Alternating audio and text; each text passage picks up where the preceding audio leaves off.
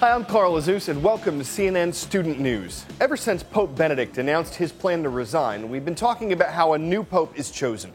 Yesterday, we told you that black smoke from this chimney indicates a new pope had not been elected yet, so you know what this means. The bells confirmed what the smoke signaled. The 115 cardinals had come to a decision. I announce to you a great joy. We have a pope. That new pope is Cardinal Jorge Bergoglio. He's 76 years old, from Argentina. He's the first pope from South America. In fact, he's the first pope in modern times who's not from Europe. When cardinals become pope, they traditionally choose a new name. Cardinal Bergoglio chose Francis, and he's the first pope to do that too. A CNN Vatican expert said the name symbolizes humility, simplicity, and rebuilding the Catholic Church. Next, we're moving from Italy to Syria. The civil war in that country has been going on for 2 years. More than 60,000 people have been killed, and more than 1 million others have left Syria. These refugees have escaped to neighboring countries, places like Turkey, Lebanon, Iraq, and Jordan, in order to get away from the fighting. When you have to leave your home quickly, like a lot of these refugees have, you may only have time to grab a few things. One photographer working in these camps asked people about the most important item they brought from home. Abdul carried with him the keys to his apartment in Damascus. He's not sure what's left of his home, but he says he dreams every day of returning. Yusuf took his mobile phone with him when he fled Damascus and says this small piece of technology is his lifeline to his family, both hearing their voices and seeing pictures he saved on his phone. Tamara and her family left Syria after their home in Idlib was damaged. The 20-year-old proudly holds her diploma, the refugee camp where she stays visible behind her. Tamara plans to continue her education in Turkey. They are the true faces of Syria, lives that will be forever changed, escaping from war, separated from everything they know and hold dear, taking with them their pride, their heritage, and a little piece of home. If you had to leave your home, what is the one thing you'd be sure to take with you? Tell us on our blog today at cnnstudentnews.com. Is this legit? In the United States, the driving age is set by the federal government. Not true. Each state makes its own laws for young drivers. Been a lot of news about young drivers this week, not for good reasons. Multiple fatal crashes. And on our blog, we asked if news like this affects the way that other teens drive. Kelly said yes. The more I hear about teen car accidents, the more I feel obligated to drive safely. Eva disagreed, saying most teens ignore it, thinking they are invincible. In Matt's opinion, teens might take notice for a while, but they will quickly ignore it.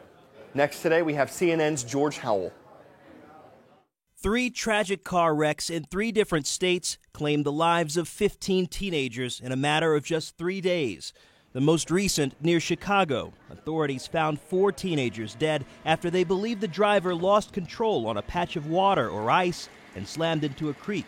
Before that, 5 teenagers were killed in a fiery crash at an intersection in the Texas Panhandle town of Dumas. Police say their SUV ran a stop sign and collided with a fuel tanker whose driver was severely burned. And in Ohio, investigators say an SUV took a curve too fast and flipped over into a small lake, killing 6 of the 8 teens in the packed vehicle. Car crashes are the leading cause of death for teenagers ages 15 to 20, according to the National Highway Traffic Safety Administration. At Taggart's Driving School in Georgia, teenage students are given a quick reality check. What do you tell teenagers, the first thing, what do you tell them about driving on the roads in your class? The first 15 minutes of class, I have the students randomly. It's every 3rd student is what it is. And I have them stand up. And then I have them look around in the classroom, and I said, all right, this is 1/3 of the students. The first year you drive, 1/3 of you will be in an automobile accident. Accidents caused by everything from distracted driving to drunk driving.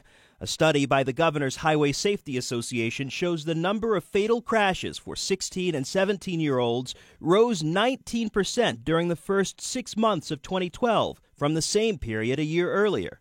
In the report, you saw that there was a sharp increase in teen-related crashes, but putting it in perspective, the Insurance Institute for Highway Safety shows that over the past 3 decades, those numbers have declined dramatically from more than 8,000 fatal crashes in 1975 to just more than 3,000 fatal crashes in 2011. And the CDC attributes that to seatbelt laws and graduated license programs.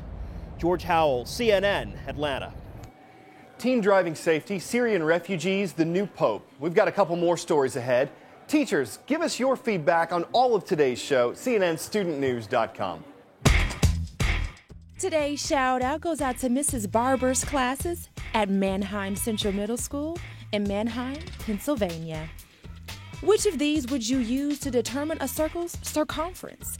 Is it the Pythagorean theorem, Bernoulli's principle, quadratic equation, or pi? You've got 3 seconds. Go.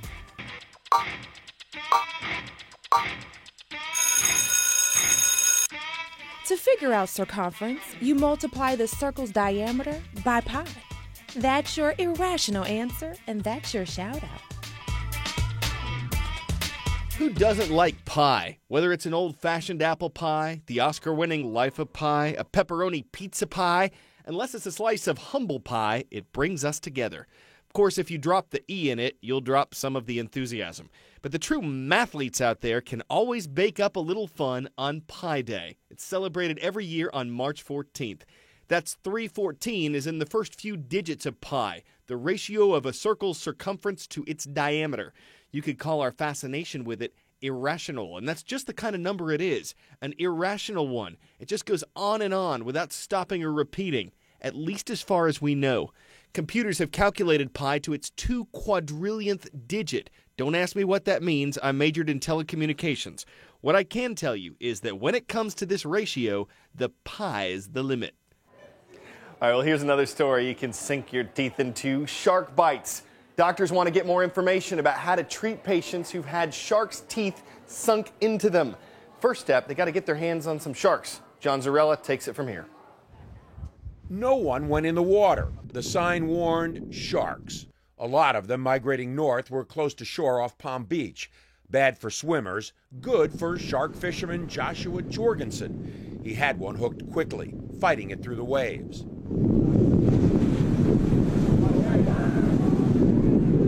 Jorgensen, working fast, got it close enough to grab and pull it to the beach.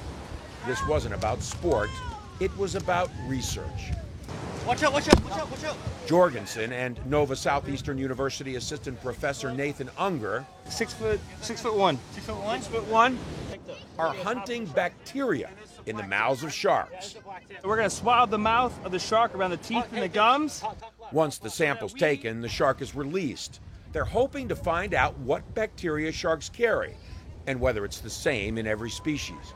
One of the biggest problems doctors face when treating a shark bite is not knowing what antibiotic will work to fight infection because they don't know what bacteria they're up against. Ask Anthony Segrich. The first bite went through the kneecap and the ankle at the same time, so it was about 17.5 inches wide, the mouth. Segrich was spearfishing off Palm Beach 2 years ago when he was attacked by a 10-foot bull shark, the most vicious there is. You name the antibiotic, I had it at that point. They hit you with everything. St. Mary's Hospital in West Palm Beach, where Segrich was treated, is participating in the research project. Perhaps a game changer for doctors fighting to save a bite victim's life. Yikes. We hope they are able to. Now, before we go today, Gatorade baths, a sports tradition. There's a reason you usually only see them on the football field. Watch what happened when this women's college basketball team drenched its coach. Boom. And then when someone in the stands comes to help, boom again. Yes, this is exactly how not to let a victory wash over you. Liquid plus basketball court equals slippery. The coach and the fan were okay. The coach's granddaughter said he just laughed it off. Let's just hope there's no repeat performance. After all, this kind of thing can quickly turn into a slippery slope. And we're sure the coach is not going to court this tradition because after the first time, it had people in stitches. I'm Carl Zeus. Have a great day.